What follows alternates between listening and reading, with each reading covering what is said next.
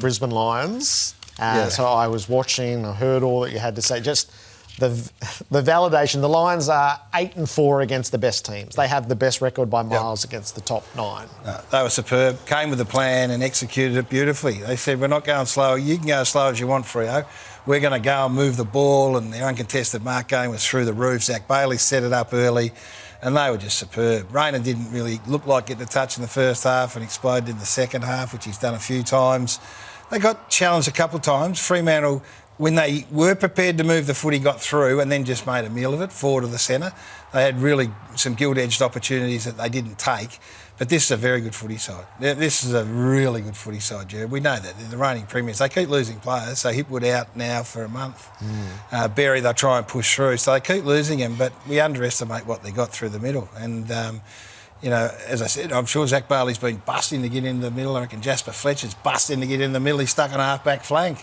So Charlie found a little bit of form, which was good. So they walked away. Chris Fagan post-game had a big smile on his face, and he should have too. The Hipwood injury is inconvenience. It's he hasn't been great. No, he's not a world beater, but it means Day will definitely have to play, and they've got Henry Smith and Ty Gallup. So they are deep into their stocks. Yeah, they are. There's no question about that. That kid Logan Morris keeps getting better, Jerry. He just keeps getting. He kicked another 4 on the weekend. And Fremantle was a big fail on a stage that was theirs.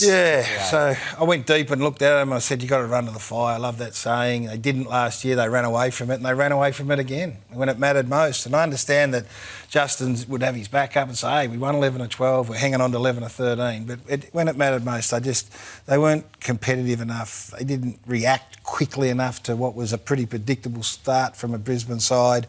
And then forward to centre, they were a bit of a mess as well. So they're not out of it. They come to Marvel Stadium they should come to Marvel Stadium with expectation. So they're still very much in it. But it was really disappointing. It was a disappointing outing from Freo.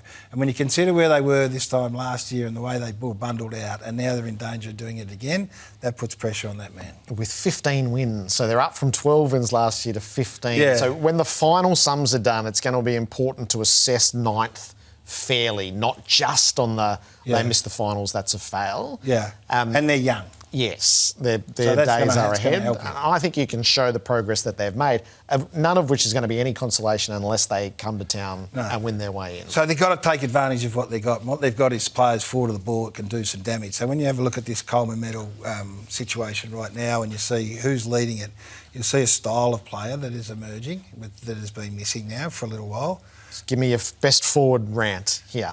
Well, this is it. So I thought I was going to say the Coleman Medal. Jack Gunston came out. Jack Gunston comes out and kicks a 60-goal season. I'm asking myself why that happens. How can that happen to a man who I thought was finished? It's because over the past 3, 4, 5 years, coaches and clubs have allowed defenders to take over the game by the way they play. Don't play 6 forwards, let's play 5. Well, hang on, I'm a forward. I want 1-on-1. No, bad luck. You got 5 against 6. We want an extra in the midfield. Vacate, defend up the ground. Hang on. Jack Gunston had 13 in his 14 touches inside forward 50. Made me cry on the weekend, Jared. So Jack Gunston all of a sudden comes back into footy and goes, no, let me do something that... So defenders don't defend anymore. They defend space and they intercept mark. And Jack Gunston says, I'll hit up at the ball. I'll just lead up at the footy. And as a result of that, he's kicked a 60-goal season. It was like an epiphany. I'm watching it going, how come this old bloke's kicked 60 goals? Because the craft returned. He gets one-on-ones. He works Stephen May over. Stephen May, where he was, hits up at the ball, takes a mark, goes back, kicks a goal. 60 times.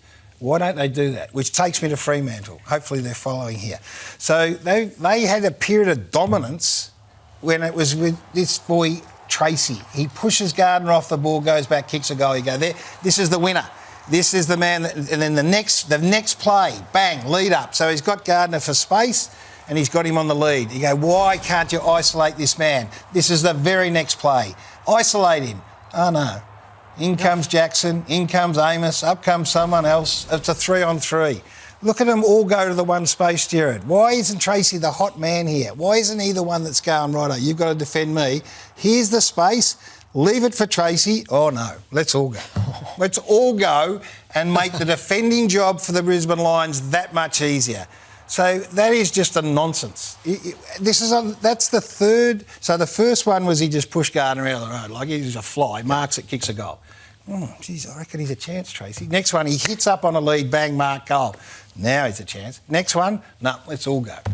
Isolate the man and give him a chance. Jack Gunston gets his own room, gets his own space, works him over, goes out, marks it, kicks a goal. What's happened to that?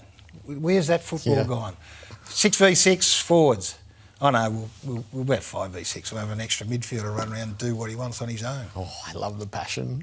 One team that had a big week ahead of them, a big Friday night at home, was the Fremantle Dockers.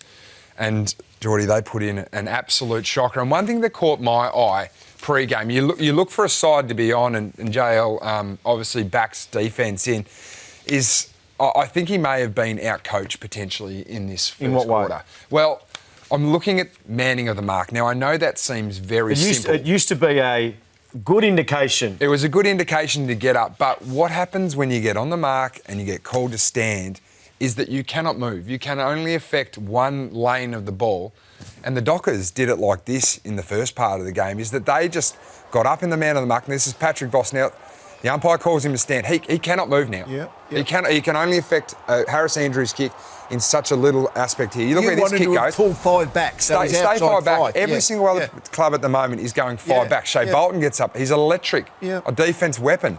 But he can't influence. Sarong comes up. He can't move now. I think this is a focus during the I reckon this is 100% a focus. But it's not just the man on the mark. It would be the players behind pushing really hard. That tells me that their intent was to take uncontested marks away. 47 against no. And it had exactly the opposite effect. Because you become invalid on the mark now these days. Now, I probably think that the rule needs to go in general, but you can see the direction. They wanted to point, they wanted to come up, they wanted to be in the face. And as soon as you're there and you stand, well, you know what you can affect? The rule was brought in because of you blokes. You blokes were exploiting the rules, and it causing a lot of too much delay on the game, and it was blocking the game up. I just think they might have been outcoached in that aspect. It's 47 against, 100's always been the number for Brisbane. They took 140 uncontested. Oh, they would have been laughing in the coach's box, I can guarantee that. But you're right, it's reading the cues. As soon as the first person goes up to the man of mark, that is an indication for the people behind. So I don't mind the man in the mark. I get what you're saying about the movement, but for me it was the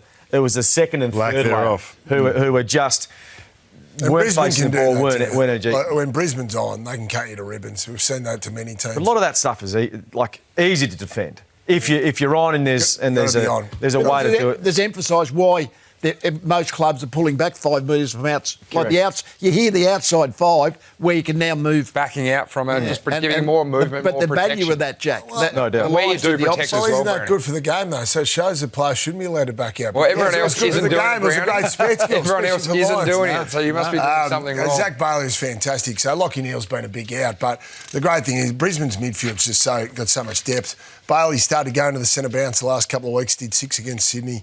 Attended 9 on the weekend. He was dynamic, wasn't he? 28 disposals, 2 goals too. Had a lot of influence of the game, 10 score involvements, 10 marks. So, he's been had a fantastic year, really consistent year. I think he'd be close to top 5 in the best and fairest. He's had a big impact, and he gets a lot of his ball in the forward half, so it's really damaging ball, Jordan. He's an interesting player, and he's not heavily built, but his legs, balance, he breaks tackles. Rayner's got his power, he breaks tackles. Will Ashcroft gives it so quick, the tackle is almost non-existent. So the tackle breaking of the Lions, I reckon, is outstanding, but Bailey can do it, and then he runs quick and straight. So he's so destructive. Yeah. You two watch him more so than us three. It seems like he's got better balance. Like if I'm watching Bailey from the past, he's at the stoppage and just takes off. A bit of hit, shit or bust. Yeah. Seems like he's hanging around a little bit more and then using his power to get out. Yeah, he does. Yeah, and he's kicked 31 goals. He's averaged 19 touches and a goal and a half a game. Like, that's elite numbers across the competition. So, actually, he's been pretty consistent, really. Look at the last few years, last 6 years, the top 100 rated players in the competition. Only 5 players have been there each 6 years. And, so Zac Bailey's one of them. So, he has turned up. He's been pretty consistent over the journey. There's some big names there, isn't there, boys? Some consistent players. Zac Bailey's in that group. Amazing. Yep. Certainly a good resume over the last 6 years. So, if the Dockers, it's do or die this week. How can they get back off a performance like that? Do you trust them?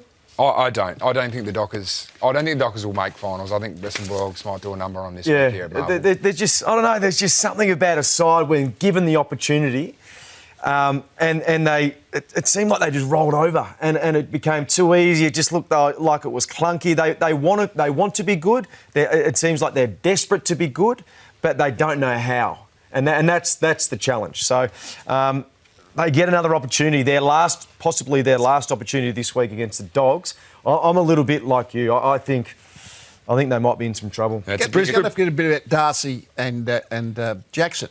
I mean, they were terrible. They had a couple of marks between them. Jackson didn't have a clearance and he's playing as the centre square player. So on that basis, I mean, they've been pretty good at times, but they're going to want to be a lot better next week to trouble the Bulldogs. The midfield battle becomes huge. I mean, you could just see that if Fremantle win that, their forwards will probably get a hold of the defenders and vice versa at the other end. I think that's the problem though, Fremantle. I don't think they're deep enough. And Brisbane do that to teams. Brisbane's got a deep midfield. Bottom Pally didn't play against them last time, so they come up against a really deep midfield. It's a challenge for them. They need Hayden Young desperately to be back.